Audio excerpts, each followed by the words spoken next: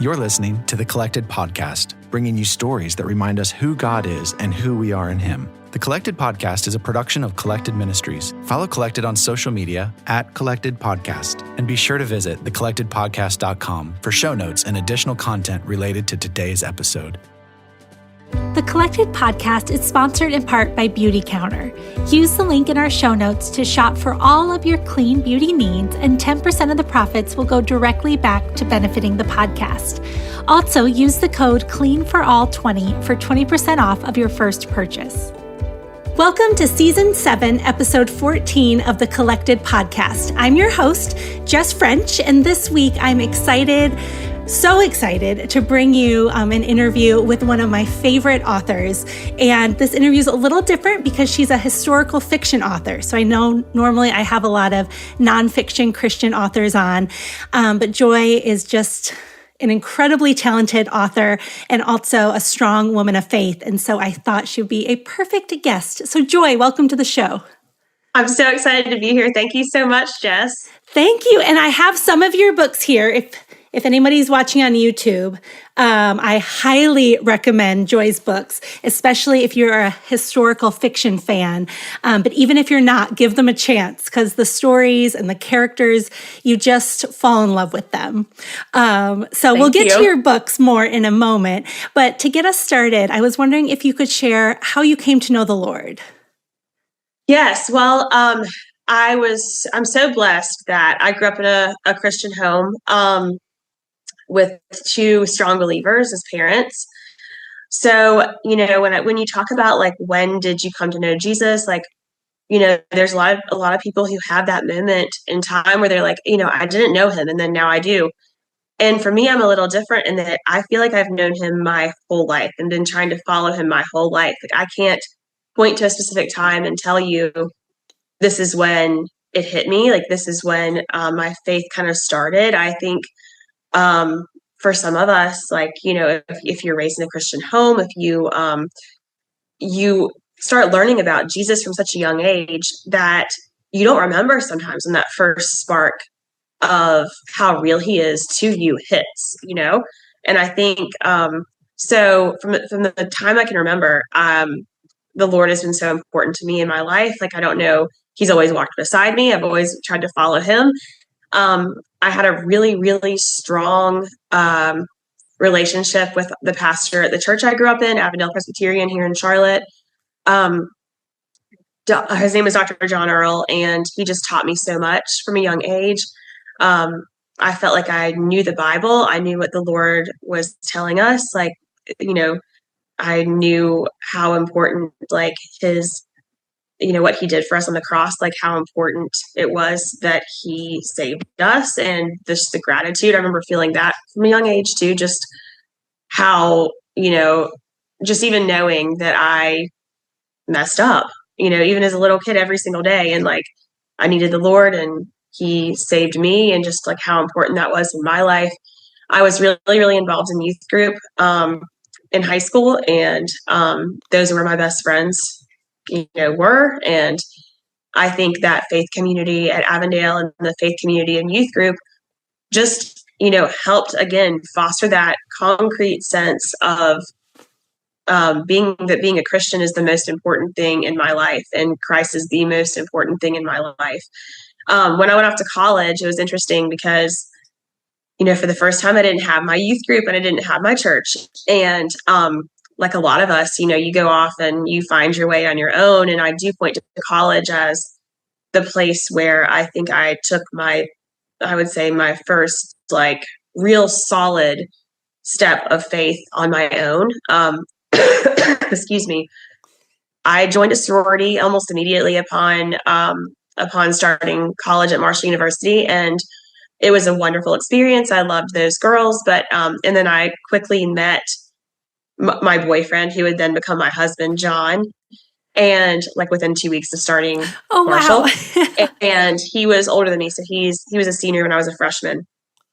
And one day we were just talking, and I was just talking to him, I think, about just like, feeling, I guess, like maybe there was something a little bit missing socially for me, or just like in my life. And he remembered me talking about my youth group and my faith, and he was like, have you ever considered trying to do Campus Crusade for Christ? I used to do that, when I was like first starting college.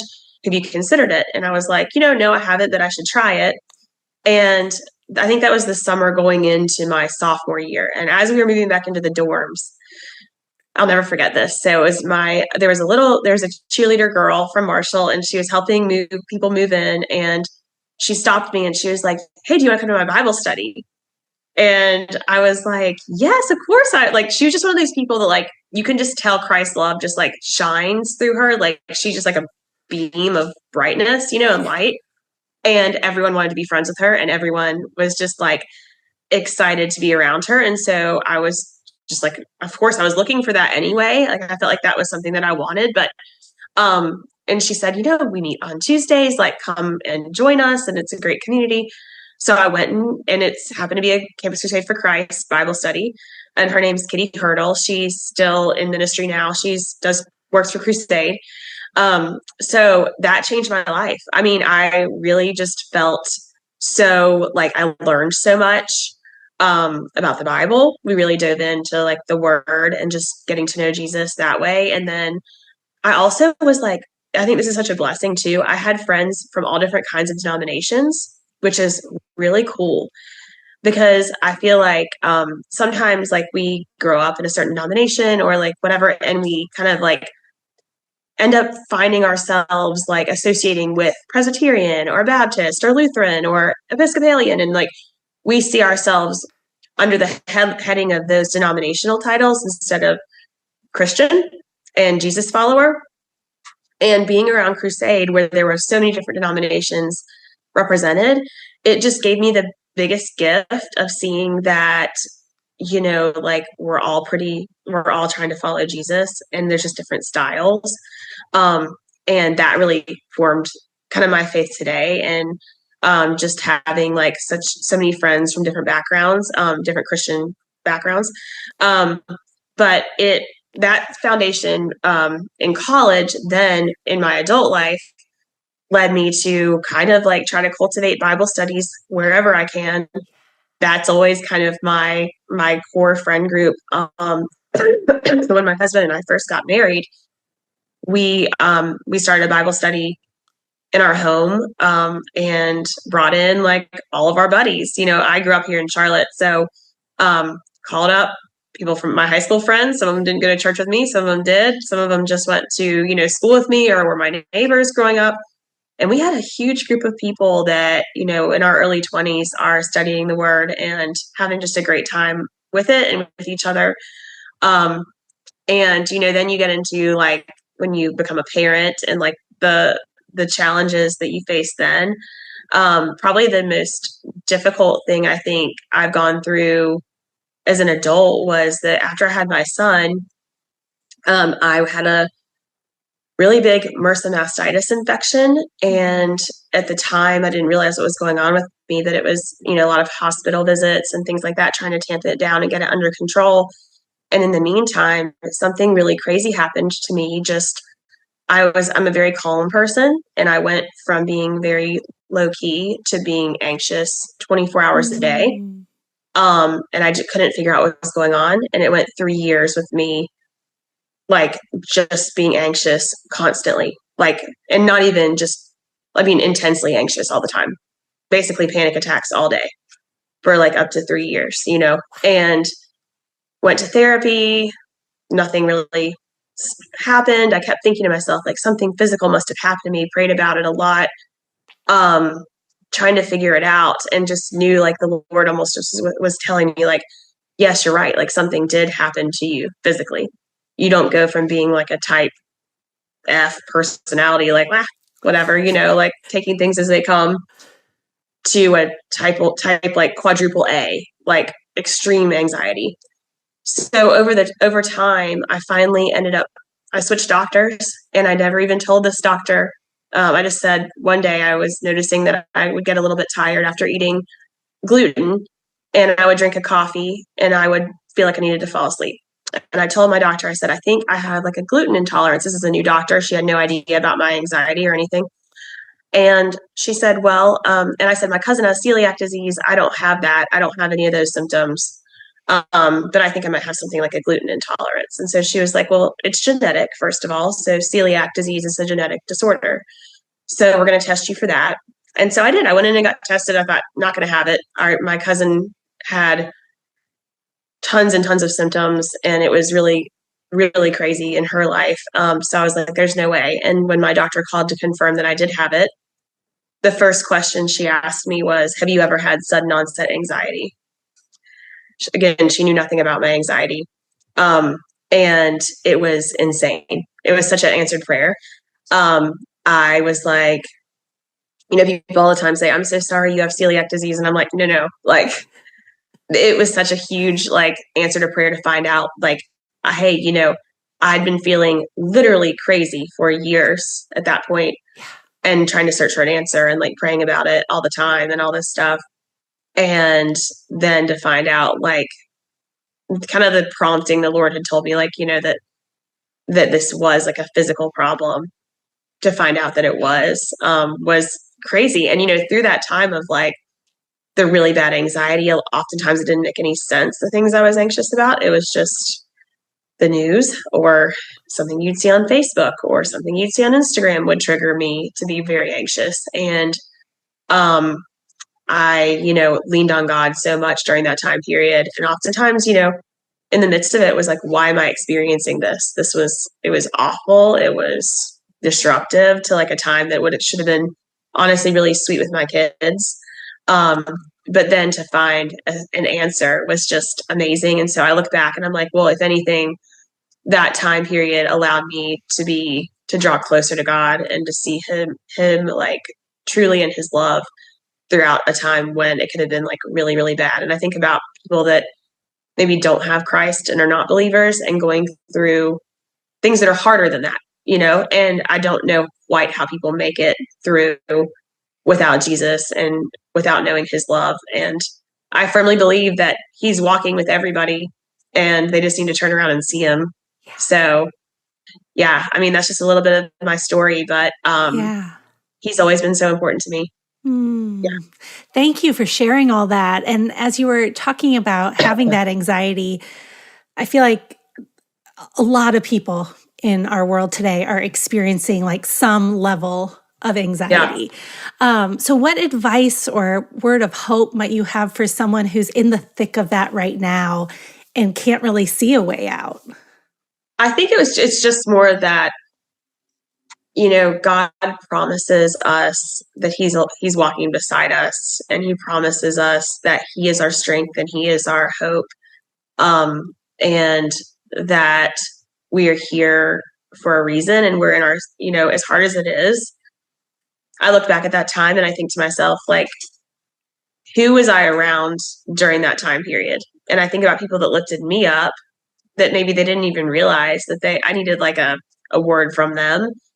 The Lord was speaking through people in the grocery store or people, my neighbors or my church family. And I think about also during that time period and the days that I felt good were days where I decided that despite the hardship going on with me, I was going to do something for somebody else, because that's what community is. And that's what the Lord had called us to do. And I think when I started the days that I looked outside myself or just kind of like took the time to appreciate the little things like that the kids, despite my stuff that the kids were doing, it just gave me a little bit of a uplift, like a little bit of a glimmer in an otherwise like pretty dark time.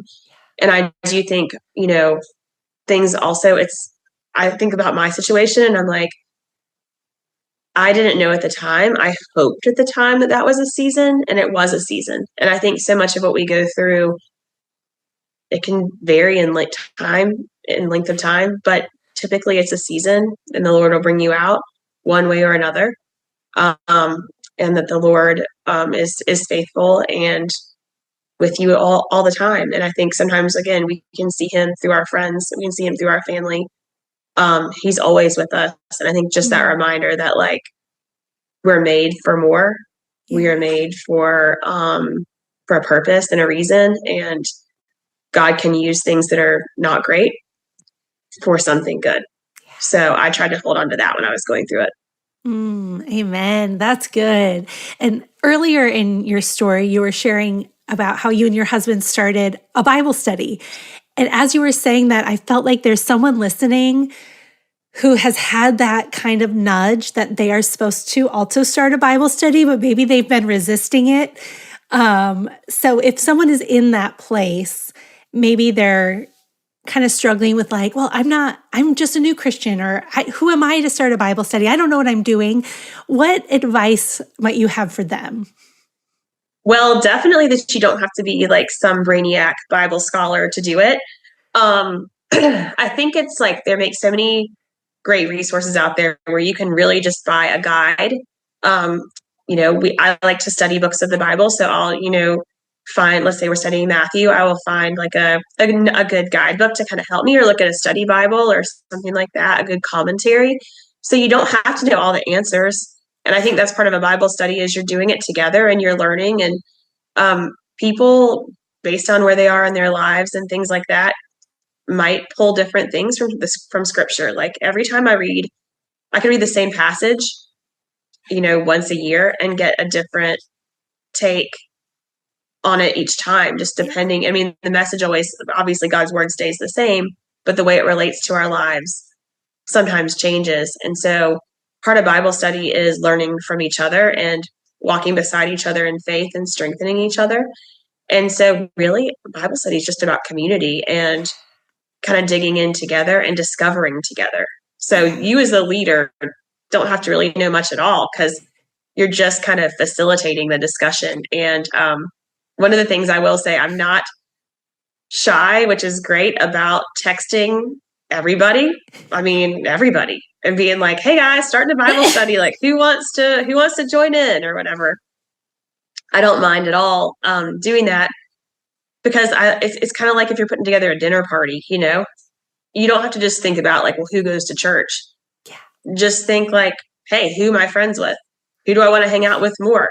And if people say no, they say no. That's okay. But at least they know that they were thought of, and that they're included, and that you'd love to hang out with them. Because really, again, Bible study is just opening up the word, talking about it, learning from each other. And it's a lot of fun. And that's really the thing that's cultivated in my deep friendships over the years. That's good. Thank you. I feel like somebody out there needed that. Okay, I want to talk about your books. And did you always want to be a writer? What was that process like in your life? I'm sorry. For those listening, I'm recovering from the flu. I had it last week. So if you hear my coughing, that's the reason. It's like a lot. If you talk, I'm sure you talk to authors a lot, here on the podcast. And I don't know if, how many of them, if any, have been like fiction based, like not me. Many. Yeah. Not many. Okay. But us fiction writers, if you hear us talk, there's a lot of similarities, and it's funny. So my parents always laugh because I tell this story a lot.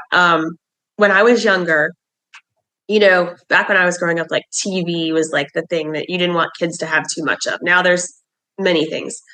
But back when I was a kid, it was like, okay, don't let your kids watch too much TV. And my parents really got that like stuck in their head. So I was only allowed to watch 30 minutes of TV a week. And yeah, not a lot. Not a lot. And one of the things that the program we watched always was like TJF on Fridays, right? Oh, yeah. And my brother and I always wanted TV dinners. Like, why? I don't know. But we wanted the TV dinners. And so we would get that and 30 minutes of TGIF on Fridays. But otherwise, we didn't have TVs on. We weren't allowed to say we were bored, or else we got chores.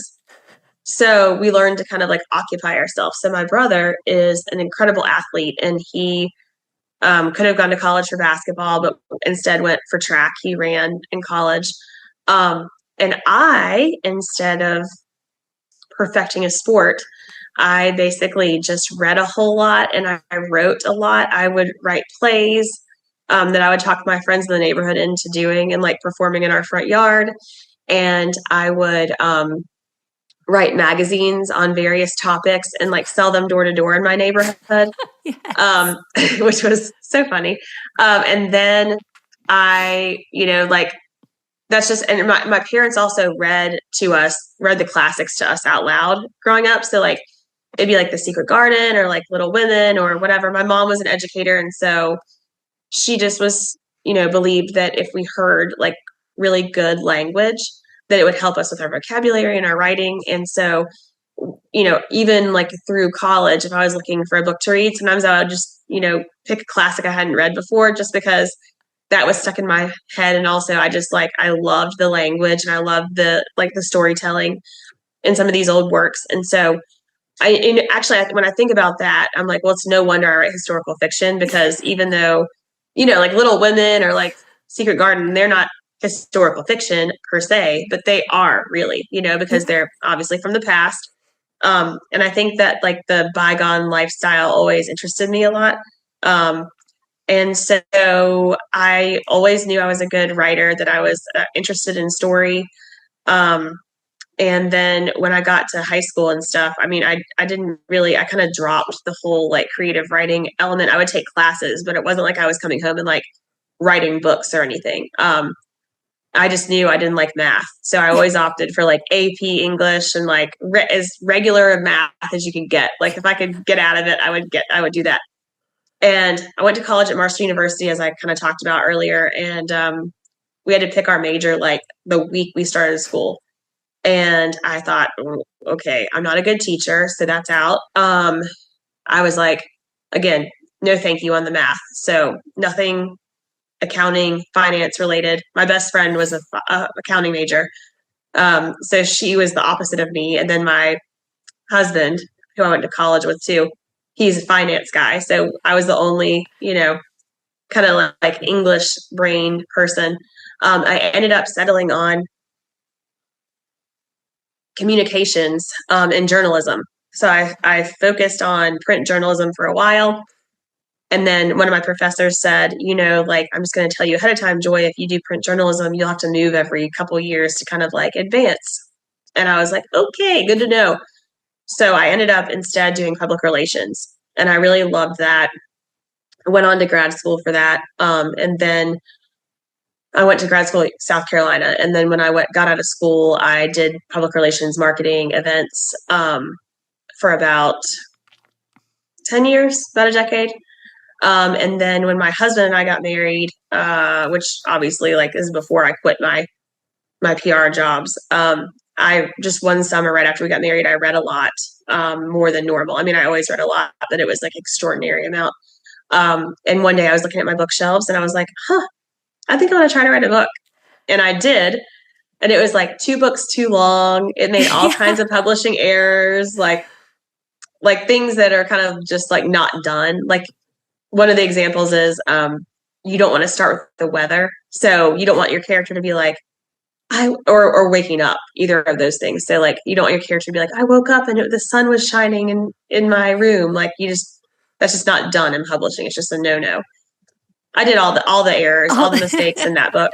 But I thought it was wonderful. I thought it was going to be like the next great American novel, So thought it was great. Definitely sent it to literary agents, hoping to get representation to then, get a book deal, including my current agent who I have now. We found like my old, what's called a query letter. So you have to like write a book and then you have to narrow it down to like back cover copy and try to pitch agents. And I found my first email to her, which was really embarrassing and fun.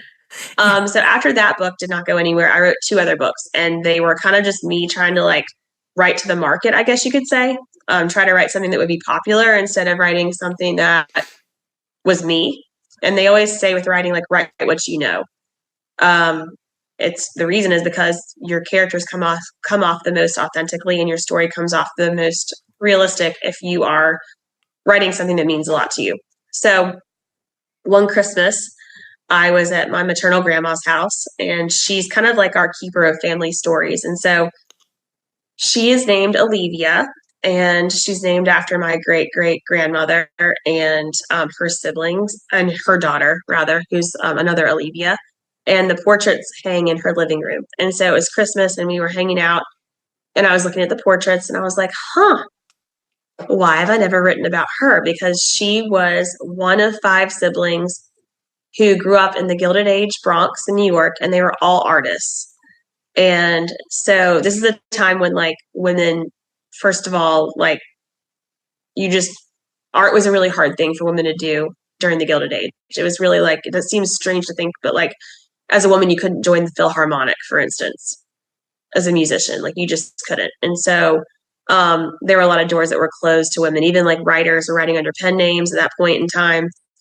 So this family, there was an author, an artist, a concert pianist, a painter, and a teacher. And the teacher was my great-great-grandma and the only one to get married and have kids. And I thought that's also weird because during that period in time, like, you know, if you were a woman, you were supposed to pair up, you were supposed to get married, you were supposed to have kids. Like that was what you did. Well, then, but 4 of them did not. So, I don't know. It was just an interesting family dynamic, an interesting way of life. And I was like, I'm going to write their story. So I did. And it was the most authentic thing I'd ever written. And I remember my critique partners at the time reading my first couple chapters and they were saying, this is it. This is going to be the book to break you out. And it's called The Fifth Avenue Artist Society. It ended up being my debut novel. And kind of like after that, there's been, ebbs and flows. Publishing is very, very a business of rejection. So every time you get a yes to something, it's the best day ever. But when you get that ball rolling and you debut, you have, more chances then of getting more book deals. And so ever since then, so I've been doing this for about 10 years now, which is wild. Wow. That's awesome. Well, and you said, so you essentially wrote 3 whole books before it was like the 4th one that was the right one. And I mean, I think that resonates with people. Like that resonates with me, even though I'm not an author, like whatever field you're in. I feel like we've all gone through this season where it's like, I know I'm doing the right thing, but it's just not working. Like 3 whole novels is a ton of work that you put in to not get the result that you were hoping for yet. But it did eventually come. So what do you have for somebody who's in that season of like, I feel like I'm doing what I'm supposed to be doing. I feel like God is in this, and yet I keep falling flat on my face. Yep. I mean, that happens so much, doesn't it? Like, just like with any endeavor we, come across. I think, the thing is, if you have a gift, it's been given to you by God. Like, God gave you that gift. It's not something that, generally speaking, you have to work toward a goal, but that goal is preempted by your natural gift. Like, you want that because it's something that's ingrained in you. Like, you've been told by somebody you're good at it or what have you, right?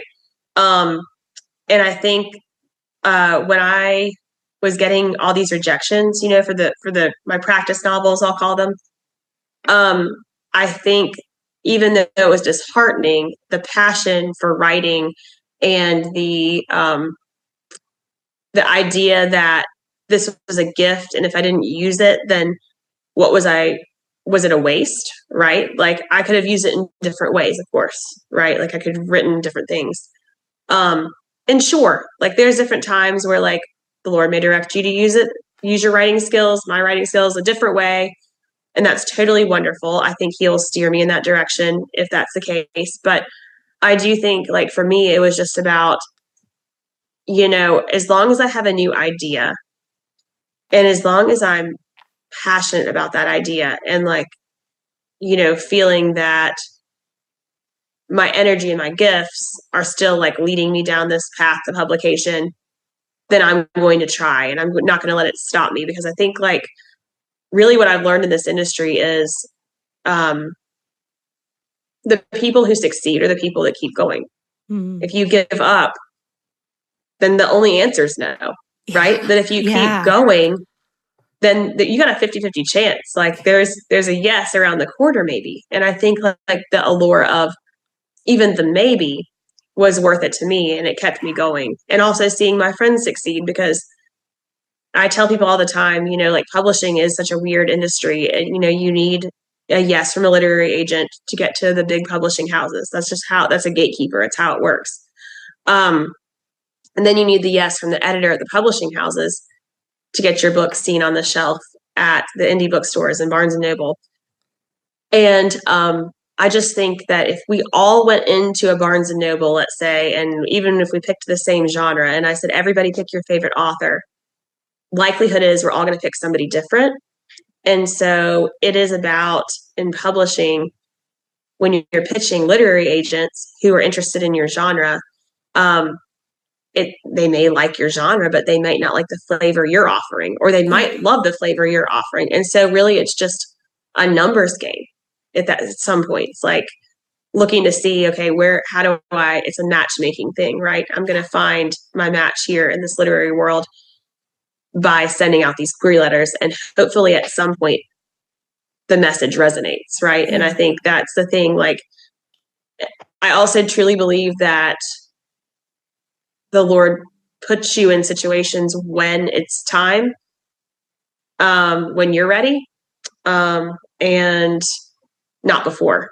Yeah. And so I look back at these books I've written or the practice books I wrote, and I'm very glad they weren't published. I'm very glad that the book that came out was one that meant a lot to me, and one that I could speak of, because it's based on my family history, and it's powerful to me, and it's important to me. It helped me kind of discover just the story of where my family came from, and some stories that meant a lot to my grandma. It connected us a lot. It made us, we are always very close, but it definitely made our family closer too. And so I think just some things are meant to be, and you don't know, sometimes like us here on this side of heaven, like we don't get to know all the answers. Sometimes we're like, okay, we know it's your timing. Thank you. Like, we're excited. We're here. And you may not realize why the timing happened the way it did. Yeah. Maybe it was meant to touch one person that just wasn't ready to hear something, or just needed that story at that exact time. Maybe we're never going to know. Yeah. Right here, right now. But maybe we will someday, So I just think it's given me, being an author has given me such great perspective on God and on the way, because we are in a big story. We're characters in his story. And it's fascinating because it's interesting to me to write a story and write fictional people's lives, and the care in which I love my characters, and I want them to get what they want, or I want them to get what they didn't realize they wanted, one of the two. And to realize the care in which I put into that, and these are fake people. And then to think about the way and the care in which God plans our lives and our circumstances, and the care in which he creates us, and how much thought he puts into every person's unique personality, and the lives they're going to lead, and how they're going to touch each other. I can't even imagine the maze of that. Yeah. Like how one person touches somebody else. It's just unfathomable. Yeah. Yeah. Oh, that's so good. And that was going to be my next question of like, what have you learned about the character of God through writing? And you answered it perfectly. Well, thank you. Love that. We are almost out of time. So as we wrap up, my final question is, what did we miss? What is a final word or thought or story that you'd like to leave us with today? Let me think. I think so. Sometimes people will ask me, what's your overall, what do you write about? What's this book really about? What's the overall theme of this or that? And when I look at all of my books, and this is really not a conscious decision on my part, only recently have I realized, like, I keep writing about it over and over. But it's that no stories are small stories. Mm-hmm. I think sometimes, like, whether that's in our Christian walk, or whether that's in our, like professional lives, or whether it's with our family, like, we could look at what we're doing and think to ourselves, like, okay, we need to do something really huge. Like, I need to quit my job and I need to devote the rest of my life to African missions or something wonderful like that. That's great. But maybe God's using you where you already are. Like, maybe you're the light to your workplace. Maybe you are the light to your children and to your husband and to your friends. And in my books, I always explore, I guess, how no lives are small, how we all touch each other, um, how we are all made for a reason. We're all here for a reason. We're all given gifts for a reason. And there are no small stories because we're a part of God's big story. And I think if, everyone listening, just really examine yourself and realize that you are a big part of this story, even if you think you're living a small life. And small lives are really big. They're really big lives that touch so many people that you're never going to realize and you're never going to understand. And so I guess that's the thing I want people to walk away from, just realizing that you're part of something so much larger and so much more important than you know. Amen. That is so beautiful. And before we end, you have 2 new books coming out this year. Could you tell us what those are and when we can buy them? I actually have one of them because I won a giveaway. Oh, yay. So the first one coming out is called The Star of Camp Green. It is a book about, one of my friends put it best. It's about basically if a girl like Taylor Swift got stuck at a World War I Army training camp after overhearing a classified secret and was told she had to remain there for the rest of the war under false pretenses. So that's basically what that book is about. And it's so good. Thank you. I couldn't put it down. It is so good. Yeah, and it's important to say here too, I think, for anyone listening, like I am a Christian, obviously, and Christianity is woven through my books. The whole idea of like hope and that the Lord is in control and that He ultimately finds us where we are. Like those things are always going to be in my books. I do write secular fiction. And again, just so people are aware, I guess, because there's different flavors, again, of historical and different flavors of fiction in general. You're never going to find anything crazy in my books, but, just like to tell you, because there are, some wonderful Christian fiction writers out there too. And then my second book coming out is a goofy, completely different, like departure from my normal historicals. It's called Sing Me Home to Carolina. It's about a girl who her parents' peanut farm is infertile. And so she's going back to her small hometown and she has to basically reinvent her parents' business. And so she stumbles into making her historic barn on their property a kind of bluebird cafe. So it's really fun. It's very much like Sweet Magnolias meets Heart of Dixie, like very goofy. If you think about quirky townspeople and people getting into all kinds of, funny small town situations, like that's basically the story. It's a romance. It's got a love triangle. So yeah, very different books. I can't wait. It should be really fun. I can't wait to read it. And I discovered you with What the Mountains Remember. Oh, yeah. That was my introduction to your work. And that book made me laugh. It made me weep. It's such a beautiful story of redemption. And yeah, your books are secular, but I see the goodness of God woven through them in ways that, a non-Christian wouldn't recognize. But they're not cheesy in any way. They're so real, raw, authentic. And the way your characters develop is just beautiful. Thank you. Keep writing because I need more books to read.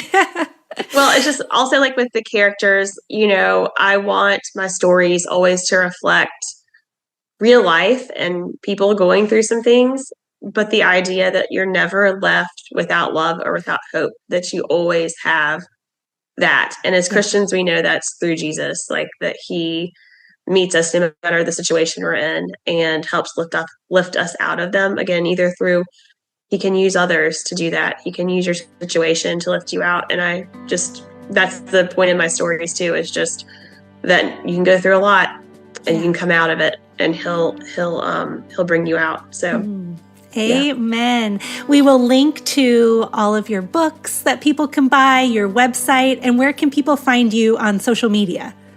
So I am on Instagram most at Joy W Cal, and on Facebook at facebook.com/Joy Callaway author. Perfect. We'll link all that in the show notes as well. Joy, Great. Thank you so much for being on today. Thank you so much, Jess. It's been great. I loved talking with Joy. I could have just kept chatting all day and learning more about the behind the scenes things of her books. Seriously, go pick up one of her books. I started with What the Mountains Remember, so I highly recommend you start with that one. But I haven't read the first one that she wrote yet, the Fifth Avenue Artist Society. So that is the next one on my list. So maybe that would be a great one to start with since it's the first one she wrote. But wherever you start, you will not be disappointed. Before we go, I want to leave us today. At the end there, Joy was talking about how just as she as an author cares so much about her characters and their development and who they meet and how they connect, like how much more does God, our Father, our Creator, the author of our stories, care about us? And that made me think of Ephesians 2:8-10. And so I just want to read this and leave us with this today. It says, "For you are saved by grace through faith. This is not of yourselves. It is a gift from God, not from works, so that no one can boast. For we are His workmanship, created in Christ Jesus for good works, which God prepared ahead of time for us to do." So remember, you are a worthy, beloved child of the King, and He is knitting together a story in your life that is more beautiful and more redemptive than you could ever imagine. And sometimes I think that we won't get to see how all the pieces connect until we get to heaven, but God is at work behind the scenes, and He is working out something good for you. And if it's not good, it's not finished. And we might not see the finished product till heaven, but that is the ultimate hope that we have, that this earth is not all there is. We get to spend eternity with God in heaven, where all things will be healed and redeemed and restored. So cling to that hope today and have a wonderful week, and I'll see you next time on the Collected Podcast. Thank you for listening to the Collected Podcast. Please be sure to subscribe, rate, and review. And if you like what you've heard, we'd love it if you'd help spread the word. Check back here for new episodes dropping every other Thursday. You can follow along on social media at Collected Ministries.